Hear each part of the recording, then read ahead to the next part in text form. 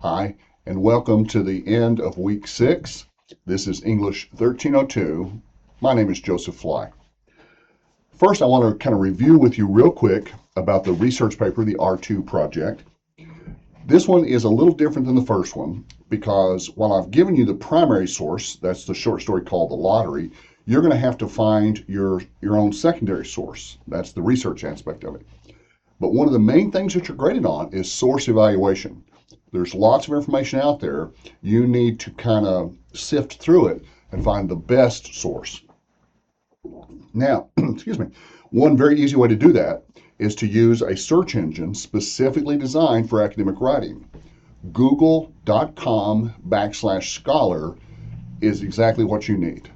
If you use Google Scholar, it will only pull up academic sources, and remember, you're looking for 4 different criteria: authority, depth, timeliness, and citation. And it'll tell you right there who the author is, if it has one. It'll tell you the date it was published, so that'll indicate timeliness. It won't tell you the depth, but it won't pull up anything which isn't long enough. And then it'll tell you the number of citations. So it basically does most of the work for you. Unfortunately, even with those 4 criteria to kind of weed out, there's still going to be a lot of sources. I was just doing a search on the lottery for irony, and I had 90,000 hits. So you need to kind of look through and gauge, like timeliness. They're all going to have authors, but look for timeliness, look for something that's not too old, but also has enough citations. This is where your judgment comes in, because you may find a source that's just a year or 2 old, but not many citations because it hasn't been published for very long. You may also find a source which is 10 or 15 years old with 100 citations. So you have to decide, do I want something that's a little older, possibly out of date, which is better cited, or do I want something newer, more recent, probably more accurate, but with fewer citations? That call is up to you. The only thing that's due on Sunday, March the 1st, is of course the outline. But your outline needs to look very, very similar to the sample I provided for you. The heading, the title, the thesis. Now remember, these are all complete sentences, and a complete sentence always has a period at the end. On my sample, I did not put the name of the author in the thesis. You can do that if you want to, but if you don't put the name of the author in the thesis, it needs to be in the introduction somewhere. Then, of course, the topic sentences. Now, these are just labeled Roman numeral 1, 2, and 3, but that's the main idea. And you can see how the topic sentences support the main idea. In the short story, Rose for Emily, irony can be used to understand the sadness a little bit better. So we know it's about Rose for Emily, we know it's about sadness. First topic sentence. Irony is used to show Miss Emily's father. Irony is used to show the depth of her isolation. Irony, it helps the reader understand her desperate need for her husband. So irony, Miss Emily, irony, Miss Emily. That idea is repeated over and over again. You may be thinking that sounds a little redundant, a little repetitive, but for what we're doing right now this semester, that's okay. Let it be repetitive. And I do encourage you to use my own words to help you keep on track and to help me follow your ideas a little easier. When you have questions on those, I hope you'll be sure and drop me an email. Just be sure to give me enough time to answer it. Okay, the short stories for this week. You had 3 short stories assigned for this week. One was called The Shroud by the Brothers Grimm. It's a fairy tale, but it comes from a time when fairy tales were basically little horror stories. This one doesn't have a lot of gore to it. It's written by the Brothers Grimm, but it is the story of the mother whose son has died, and she can't stop crying. A shroud is a piece of cloth, like a sheet, that they use to pull over a dead body and then bury it with them. The story goes on to say that the boy can't stop crying. His tears are keeping his shroud wet, which means he can't rest in peace.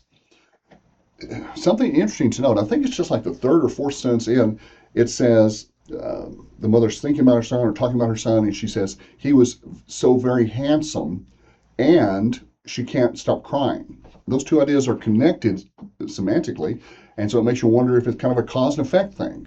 Could she not stop crying because he was so good looking, or was there another reason?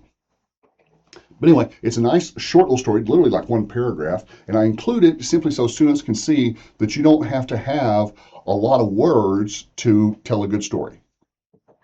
The next story is called The Story of an Hour. I really think you'll enjoy this one. It's a really nice little short story written by Kate Chopin, and it's hugely ironic, lots of irony here. If you didn't get that on the first reading, go back and read it again and look for all of the examples of irony. But it's just got a few main characters, Mrs. Millard, Mr. Millard, her sister, and her friend Richards. And the husband apparently dies in a train wreck.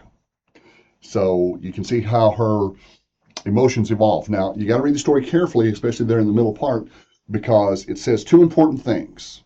It says, first of all, that he always loved her. He never looked on her without love. The word sans means without. So he always loved her, and she loved him sometimes. So she doesn't always love him. However, he is a very controlling husband, but he lived at a time where husbands were supposed to be controlling. They were supposed to be micromanagers of the household. If you love your wife and want to take the pressure off her, you got to make all the decisions. Don't let her worry about what to wear or what to cook or any of that little stuff. You make all the calls, you make all the decisions, and just let her worry about something else. So he apparently is trying to be a good husband, and some women maybe like that. She really doesn't, as you find out during the story. And then it's got a nice little twist at the end. I always like twisty endings. Finally, the one we're here for today, the cask of Amontillado. Yeah, we're doing good on time. I try to keep these videos short so you have a chance to watch them more than once. I hope you're taking notes as you watch them, or watch them again and take notes. Okay, the cask of Amontillado, our old friend Edgar Allan Poe, who gave us the very definition of what a short story is. A short story, as you remember, is any piece of literature that can be fully consumed in one sitting.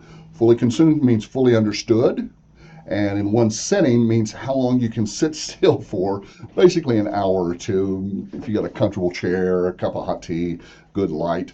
But anyway, so this is definitely a good short story, and what it brings into question is an unreliable narrator. We assume that when we're reading a short story, the person telling us the short story is telling us the truth. But when you go back and you look and you see what happens in this short story, and it's fairly complicated, this was Edgar Allan Poe's writing style, but it makes you wonder, did it really happen the way he told it? Did it even happen at all? Pay special attention to the last two sentences, which tells you that he's narrating the events 50 years after they happened. 50 years afterwards would make him a pretty old man, so you have to ask, why is he telling this story 50 years later? He's gotten away with this terrible crime for 50 years. Why spill the beans now? This may be a deathbed confession. He may be talking to a priest. He may be in a jail cell awaiting hanging or something. But you have to ask yourself, did it really happen? Because the events are pretty far-fetched. You might also ask yourself, how does Fortunato die? He gets bricked up in this little tiny closet, and it's very easy to say, well, suffocation. Okay, very possibly, assuming that Montresor can brick up airtight, then he could very well have suffocated. I like to think dehydration. Takes a little bit longer, a lot more suffering. And I think that's what he was out for. Now, don't forget his family motto. When you read the story, be sure to look for his family motto, which basically says, no one wounds me with impunity. So one of the key elements in the story is not only does he have to get revenge, although we don't know what for exactly, not only does he have to get revenge, but he has to do it with impunity. He can't be caught or it's no good. You may have to look up a few words. That's okay. You may have to read it a little slower than normal. But Poe has a unique writing, so that's one of the things that makes him a great writer. For example, in the title it says the cask of Amontillado. Amontillado is just a type of wine. It's a pale, dry sherry. It's a fortified wine, which means it's a little stronger. And it's also a rare wine, which would make it hard to get during Carnival. Carnival, it was Italy's, and this is set in Italy, set in the catacombs. Be sure you know what the catacombs are, of course. But the Carnival is just their Mardi Gras.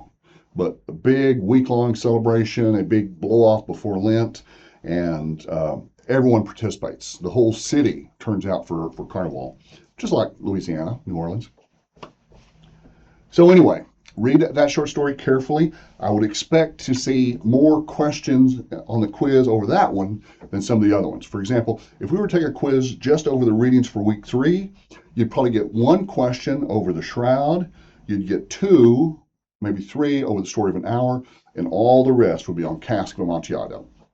So use your time wisely according to the weight of the material, and I hope that when you have questions, you'll let me know.